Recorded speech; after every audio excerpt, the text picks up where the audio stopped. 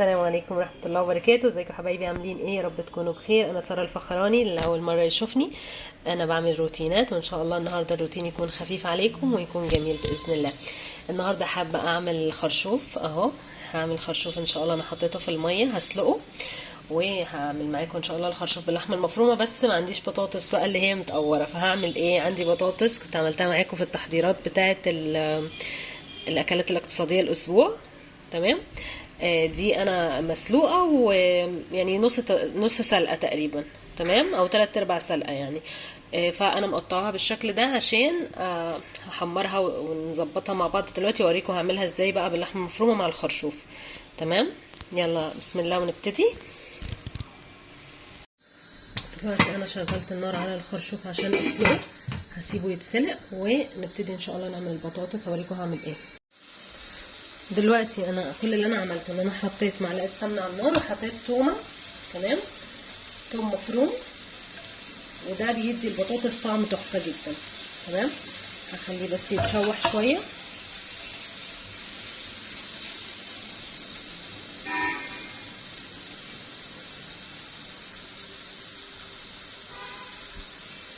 ومش لازم يصفر قوي، وهنزل بقى بالايه، بالبطاطس كده. هتودي طعم البطاطس في حته تانية، يعني بيبقى طعم التوم مع البطاطس حاجه كده وهم. جربوها برضو ان شاء الله تعجبكم قوي.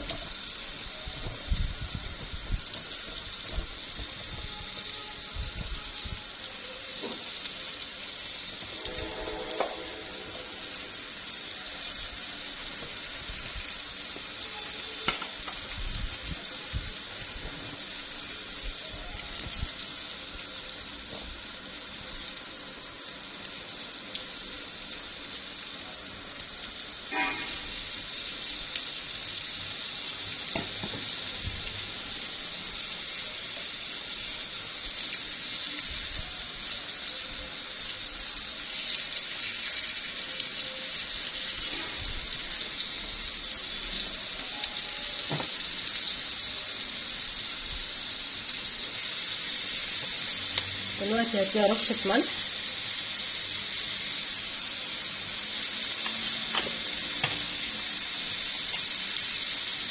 ورشه فلفل،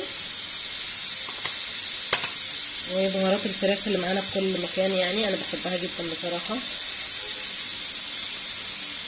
الفراخ هتحفه، مع ان هي ايه للفراخ، بس هي ممكن تحطوا كمان بهارات بطاطس بتبقى تحفه جدا، بس انا بحب البهارات دي قوي.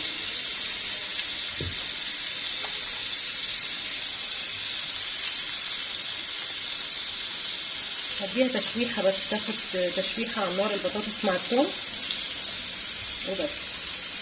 محضره عندي اصلا عصاج، هوريكم هنعمل ايه.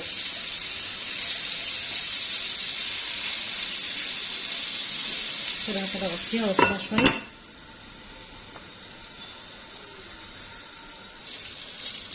ودلوقتي بعد ما البطاطس خدت التشويحه الحلوه دي، هاخدها انزلها هنا في الصينيه. انا محضره الصينيه اللي هخبز فيها في الفرن، يعني قصدي هنحطها في الفرن. تمام، هاجي ايه انزل كده، بسم الله. هنا في الجنب ده كده.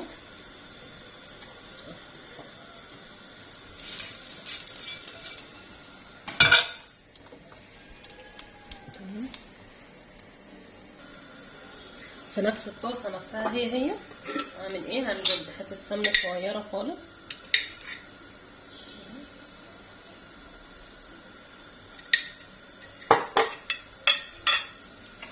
وحته تومه صغنططه برضو، معلقه توم صغيره يعني،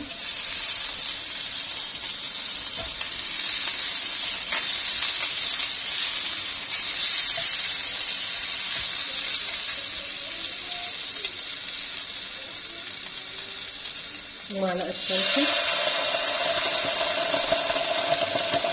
معلقتين صلصه كبار. تمام، نخلطهم مع بعض.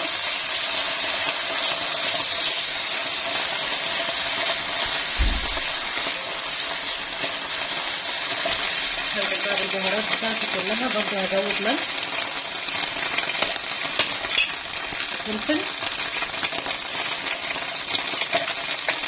وهحط كزبره ناشفه، معلقه كزبره ناشفه كده محترمه. الصلصه خدت تشويحه حلوه. بيفرق جدا في الطعم على فكره ان احنا نشوح الصلصه، بتدي طعم جميل.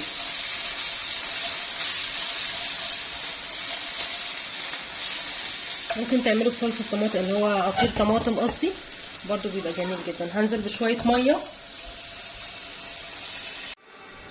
بس، وحطيت الميه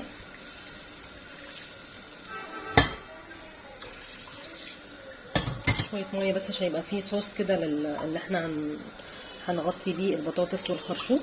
تمام.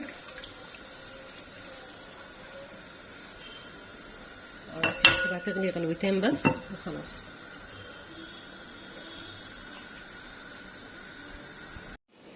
ودلوقتي حبايبي اهو الخرشوف انا طلعته من الميه اللي هو اتسلق. بصوا بتدخلي فيه الشوكه كده خلاص استوى تمام. هجيبه هرصه هنا في الصينيه جنب البطاطس. بسم الله.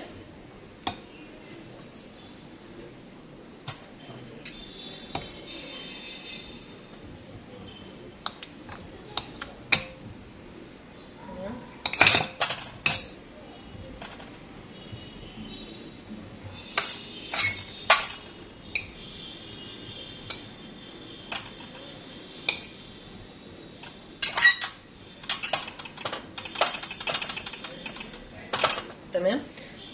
ودلوقتي بقى انا محضره هنا العصاج اللي انا قلت لكم عليه، اللي هو العصاج عادي اللي هو بنعمله. بنحط البصله تتشوح، بعد كده بننزل باللحمه المفرومه، وبنحط ملح وفلفل، ورق لورا وحبهان وشويه ايه تاني، ملح وفلفل اسود بس. تمام. هبتدي احشي اول حاجه اللي هو الخرشوف. تمام.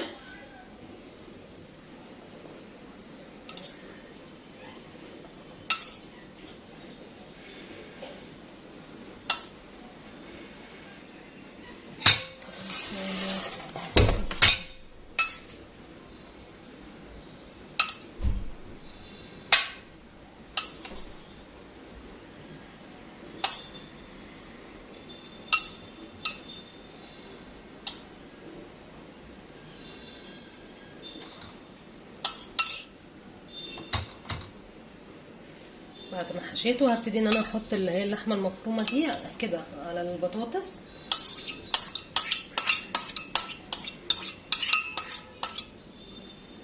تمام. دلوقتي دي الصلصه اللي عملناها مع بعض. هبتدي ايه، هحط ده هنا كده وابتدي اشربها دي عشان تستوي فيها. تمام. نمشي بقى فوق كل واحده فيهم كده.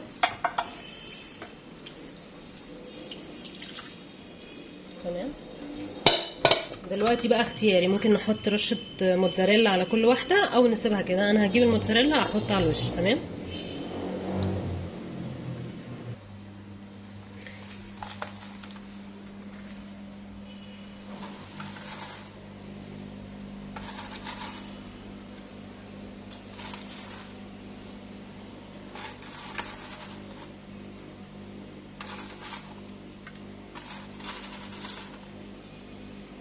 بعد كده هدخلها الفرن. مش بتاخد وقت كتير لان كل حاجه مستويه تعتبر، يا دوبك هتاخد بس تسبيكه حلوه مع الصلصه اللي فيها والجبنه تسيح وبس كده. ان شاء الله هتعجبكم جدا. جربوها واكتبوا لي في التعليقات ايه رايكم. ان شاء الله تكون ايه جميله وخفيفه. تقدروا تقدموها كده او تحطوا جنبها رز بالشعريه لو حد يحب جنبها رز بالشعريه كده. تمام. هدخلها بقى الفرن.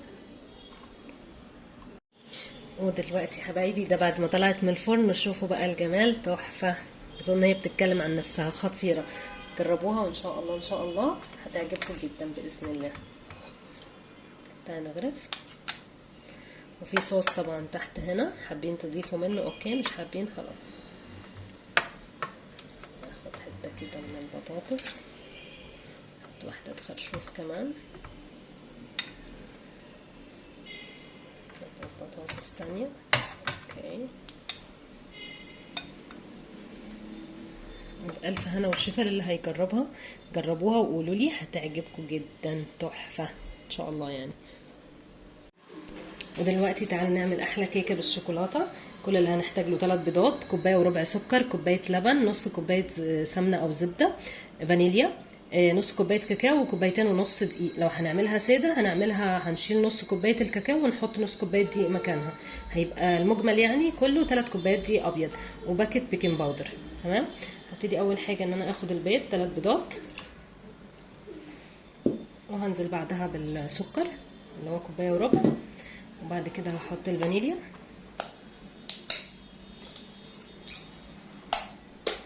ونخلط مع بعض.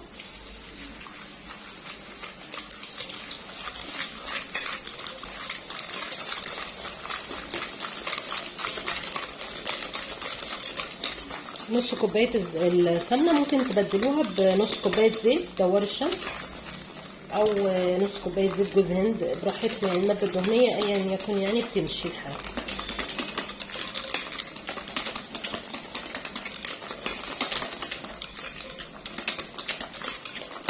مش محتاجه ضرب كتير، بس كده هحط كوبايه اللبن،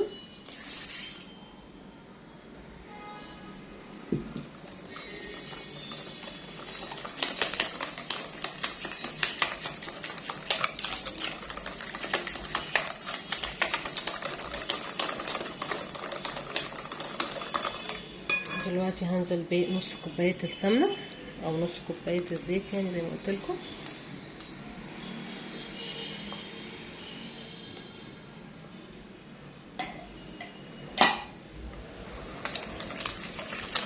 درجه حراره الغرفه، وممكن تسيحوها بس عادي يعني مش بتفرق كتير.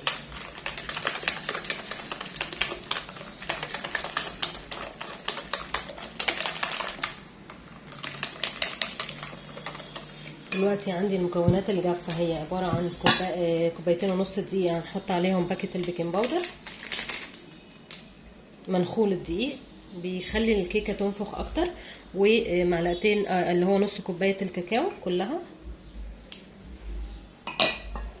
وهنزلهم بقى دلوقتي كده مع بعض على الخليط السائل اللي احنا عملناه.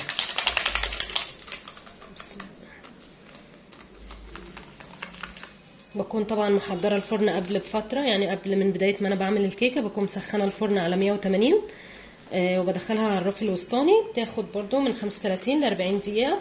بعد 35 دقيقه نقدر نفتح نشوف نبص عليها.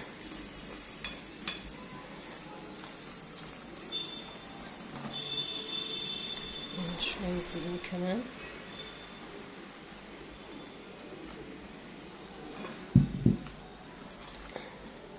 خلاص مش هحط الحبه اللي باقيين دول، هي كده العجينه تقلت عادي جدا. لو تقلت العجينه تقدروا ان انتوا تحطوا شويه لبن والدنيا بتمشي تمام، يعني مفيش مشكله، ما تخافوش.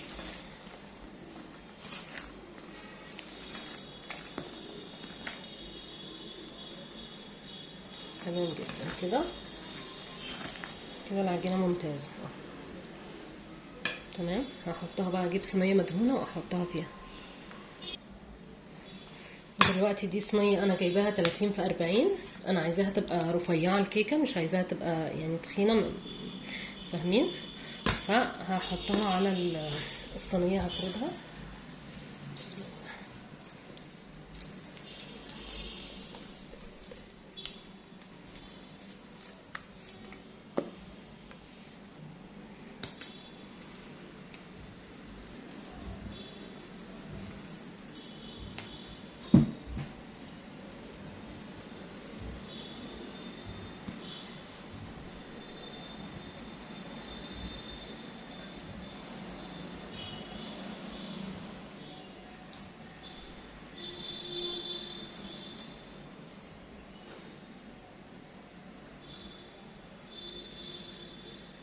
اعملوها بنفس المقادير، ما تقلقوش، المقادير دي مظبوطه جدا ان شاء الله.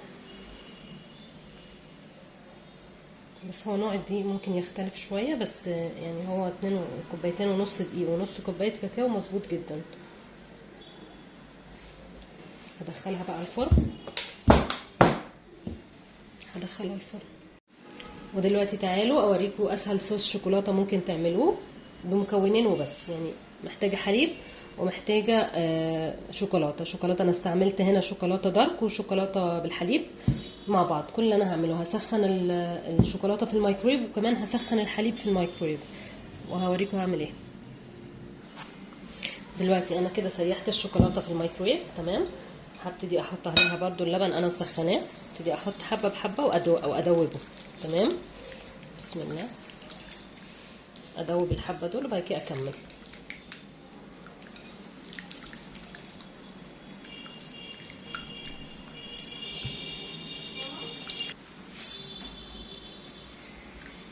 هدوب الشوكولاته مع اللبن كده. لو كلكعت شويه عادي جدا بترجع تفك تاني، ما تقلقوش.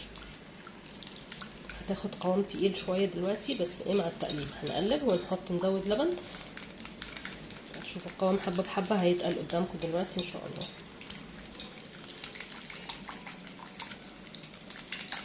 ده زي جناش شوكولاته كده، احنا هنشرب بيه كيكه الشوكولاته، هيبقى تحفه جدا.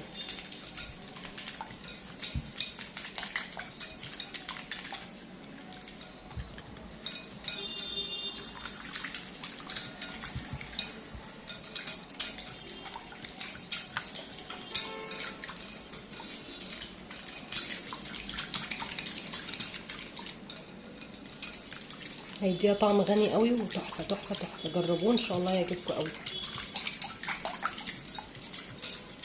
ولما يدخل التلاجة كمان هيمسك عن كده وهيتقل، فايه ما تقلقوش من ان هو سايب كده. لما يدخل التلاجة هيمسك خالص وهيبقى قوامه تقيل.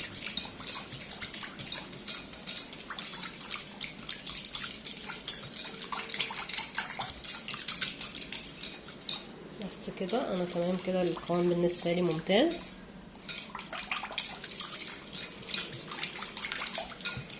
هدخله بقى في التلاجة شويه، هحطه في حاجه واحطه في التلاجة ونطلعه اوريكم شكله بعد ما يسقع شويه. وتعالوا دلوقتي، طلعت الكيكه من الفرن جميله جدا وروعه. هنعمل ايه؟ هنعملها نخرمها كده.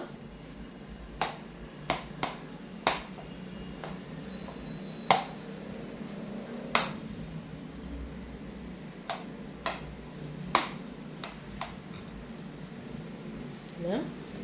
انا جايبه كوبايه لبن هسقيها بيها وهي طالعه لسه من الفرن سخنه، هتشرب اللبن ده كله. تمام، هتديها طراوه وطعم تحفه. متقلقوش، حطوا اخر قطره. دلوقتي صوص الشوكولاته اللي احنا عملناه مع بعض، بصوا القوام تقل وبقى رائع تحفه. هنسقي بيه بقى الكيكه من على الوش. بسم الله.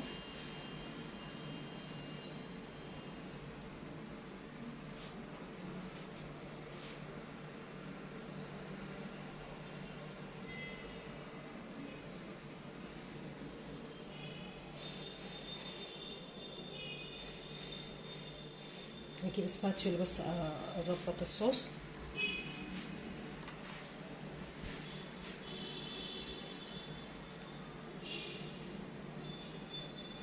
احنا كده كده هنرش على الوش جوز هند او اي حاجه تفضلوها. ممكن ترشوا سكر بودره، يعني اي حاجه تزينوا بيها، سوداني ممكن، يعني اللي تفضلوه. بيبقى برضو ايه جميل جدا. فارماسيل الوان ممكن برضو بيبقى خطير.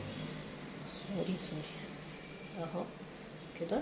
دلوقتي انا هعمل ايه؟ هرش عليها جوز هند. هجيب جوز الهند دلوقتي، هبتدي ارش عليها رشه جوز هند على الوش.